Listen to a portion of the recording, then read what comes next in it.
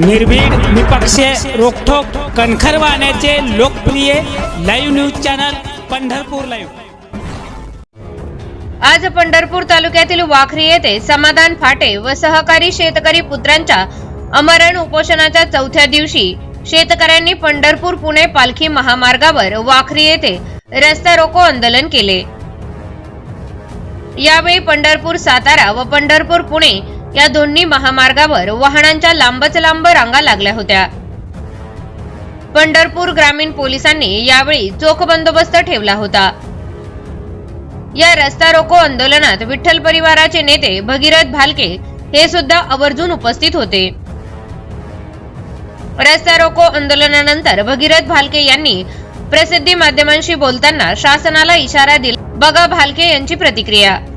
वाखरीत रस्ता रोकोच्या संदर्भानं तुम्ही खरं तर उपस्थितीमध्ये राहिलाय, मग अशी तुम्ही समाधान फाटेंदार किंवा एकूण प्रशासन सरकारी इथं घेत नाही, पहिली प्रतिक्रिया काय? ऊस दराच्या बाबतीत ऊसाला 3500 रुपये दर मिळाला पाहिजे म्हणून समाधानजी फाटे आणि त्यांचे 3 सहकारी पवार जे असतील, जगदाळे जे असतील आणि लांबकणे जे असतील, हे आज 4था दिवस उपोषणाचा आहे आणि त्यांची गेली 2 दिवस झालं प्रकृती त्या ठिकाणी ढासळते आहे आणि प्रशासन त्यांच्यावरती उपचारासाठी दबाव त्या ठिकाणी टाकतंय आणि म्हणून त्या बाबतीतला त्यांना सहकार्य असेल पाठिंब्याच्यासाठी आज रस्ता रोकोच्या माध्यमातून तिथल्या ज्या त्या ठिकाणी सरकारला जाग आणावी।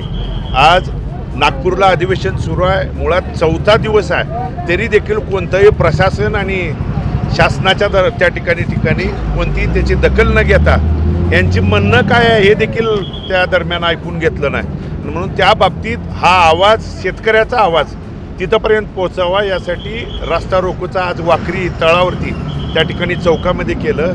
ज्या वाखरी चौकामध्ये त्या ठिकाणी संतांच्या पालख्या विसावा घेतात आणि तिथून पांडुरंगाच्या भेटीला जातात आणि आम्ही लाखो पंढरपूरकर त्या ठिकाणी स्वागताला उपस्थित राहतो। त्या तळावरती आम्हाला शेतकऱ्यांच्या न्याय हक्कासाठी लढाई करावं लागते, रस्त्यावरती उतरावं लागतं, ही शोकांतिक आहे खरं तर आणि म्हणून तो न्याय हक्क मिळावा म्हणूनची मागणी आहे। कारण गेल्या वर्षी मग साखर कारखानदार असेल, सरकार असेल, मताच्या जोगव्यासाठी हात वर करून कुणी त्या ठिकाणी स्पर्धा लावली आणि कुणी मग आम्हाला 3500 कसं शक्य आहे, 4000पर्यंत दर कसा शक्य आहे हे त्यांच्याच भाषणाने त्या ठिकाणी इथल्या समस्त शेतकऱ्यांनी ऐकलं। आणि मग वर्षानंतर अशी काय परिस्थिती बदलली की तुम्ही समोर येऊन आज दराच्या बाबतीत बोलायला त्या ठिकाणी तयार नाही। संगनमतानं ठरवून एखाद्याने एखादा दर ठरवला की त्याच्यापेक्षा 25-30 रुपये दुसरा त्या ठिकाणी साखर कारखानदार कमी देतोय आणि म्हणून ही दुजाभावाची भूमिका कुठं तर बंद झाली पाहिजे आणि म्हणून 3500 रुपये दर मिळाला पाहिजे। गाईच्या दुधाला 50 रुपये आणि म्हशीच्या दुधाला त्या ठिकाणी 80 रुपये हे कसं द्यावं हे सांगत असताना आमची मागणी एवढीच आहे की फक्त दुधाची भेसळ जरी आज तुम्ही त्या ठिकाणी ठराव करून सहमत केली, ठराव मांडला आणि तो पास केला, तरी दुधाची भेसळ जरी थांबवली तर गाईच्या दुधाला 60-70 रुपयापेक्षा अधिक आणि म्हशीच्या दुधाला त्या ठिकाणी 100 रुपये दर देणं सहज शक्य आहे। परंतु फक्त सरकार आज त्या ठिकाणी बहिऱ्याची, मुक्याची आणि आंधळ्याची वेळ येईल तशी प्रसंगानं त्या ठिकाणी भूमिका घेतोय आणि त्या भूमिकेला विरोध म्हणून आज आम्ही त्या ठिकाणी आंदोलन केलं। खरं तर साखरेचे दर वाढले तर शेतकऱ्यांना अजून पैसे देता येईल अशा पद्धतीची भूमिका साखर कारखानदारीतली बरीच मंडळी घेत आहेत। तुम्ही तिथं राहिला आहात, एका बाजूला सातत्यानं अनेक रोजच्या वापरातल्या वस्तूंच्या किमती वाढत आहेत, अगदी डाळी, चहा पावडरपासून कुठली बी गोष्ट घ्या ती डबल टिबल झाली, पण शेतकऱ्याची साखर मात्र अजून सुद्धा 28, 35, 34 रुपये राहते। तर तिथं सुद्धा कशा पद्धतीचं आव्हान सरकारला असणार? मुळात SNPचा दर आणि साखरेचा दर मग इम्पोर्टच्या बाबतीत असेल किंवा एक्सपोर्टच्या बाबतीत जे राज्य सरकार आणि केंद्र सरकारचा जे त्या ठिकाणी नियम आहेत त्यात बदल करा हे वारंवार आपल्या संघटनांचं आणि शेतकऱ्यांचं म्हणणं आहे आणि आज जे दराचं आम्हाला सांगितलं जातं तोच दर, तोच SNP, तोच त्या ठिकाणी एक्सपोर्टच्या आणि इम्पोर्टच्या बाबतीत गेल्या वर्षी देखील तोच त्या ठिकाणी नियम होता। मग गेल्या वर्षी तुम्हाला त्या ठिकाणी दर देण्याच्या बाबतीत सहज शक्य झालं किंवा तुम्ही त्या ठिकाणी दर डिक्लेअर केले, मग आज ह्या वर्षी का तुम्ही देऊ शकत नाही?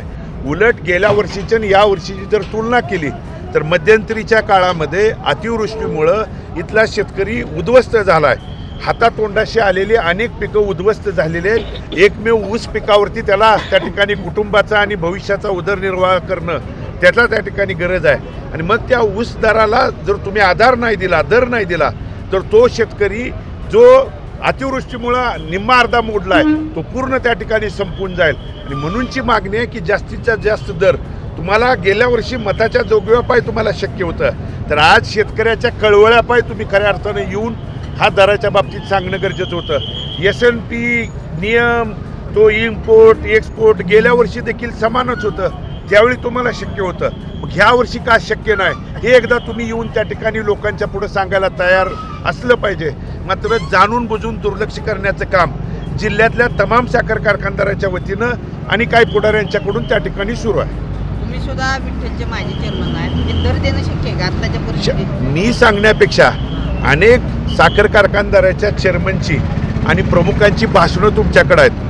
नसतील तर मी आता तासाभरात तुम्हाला दाखवू शकतो की 3500 काय 4000 दर देणं शक्य आहे म्हणणारे नेते मंडळींनीच आज तुमच्याकडे ते पद आहे.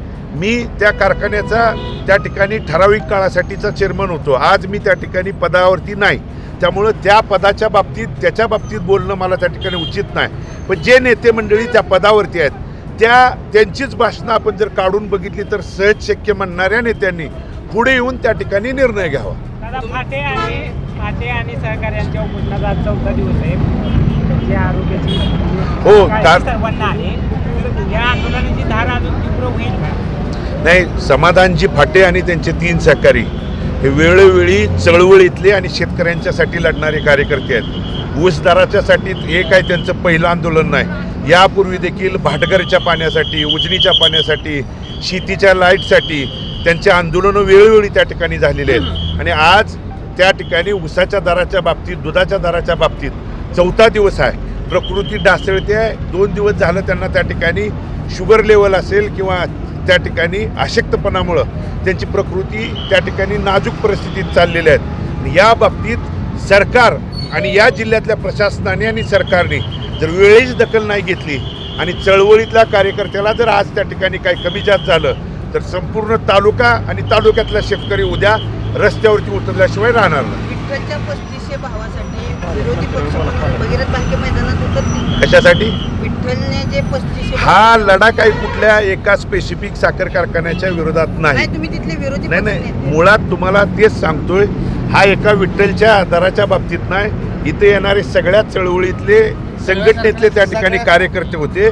पत्रकार बांधवांना देखील आपल्याला आवर्जून विनंती आणि आवाहन करतो की एकट्या वैयक्तिक कुणाकडतंही न वळवता समस्त शेतकऱ्यांच्या हितासाठी आपण देखील आम्ही जसं रस्त्यावरती उतरलोय तशीच चळवळ आपल्या लोकशाहीच्या माध्यमातून उभं करावी.